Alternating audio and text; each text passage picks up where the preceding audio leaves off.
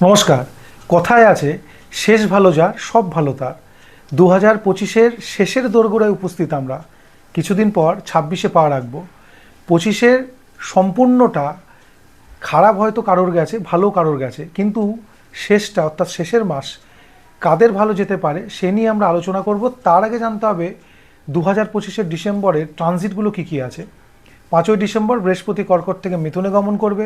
6ই December বুধ তুলা থেকে বৃশ্চিকে গমন করবে। 7ই ডিসেম্বর মঙ্গল বৃশ্চিক থেকে ধনুতে গমন করবে। 16ই ডিসেম্বর রবি বৃশ্চিক থেকে ধনুতে গমন করবে এবং 20 ডিসেম্বর শুক্র বৃশ্চিক থেকে ধনুতে গমন করবে এবং 29শে ডিসেম্বর বুধ আবার বৃশ্চিক থেকে ধনুতে গমন করবে।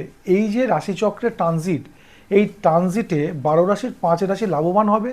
এতদিনে তাদের যে প্রেমের বা দাম্পত্য জীবনে কলহ, সেটা কিছুটা নিয়ন্ত্রিত হবে। অর্থনৈতিক টানাপোড়েনের মধ্যে ছিলেন যারা, কিছুটা তারা লাঘব হবে। যারা ঋণ ভারে জর্জরিত 2025-এর ডিসেম্বরে কিছুটা রিলিফ পাবেন এবং নতুন কর্মসংযোগও তাদের সৃষ্টি হবে। সেই 5 রাশি হলো মেষ রাশি, বৃশ্চিক রাশি, সিংহ রাশি, কন্যা রাশি, তুলা রাশি।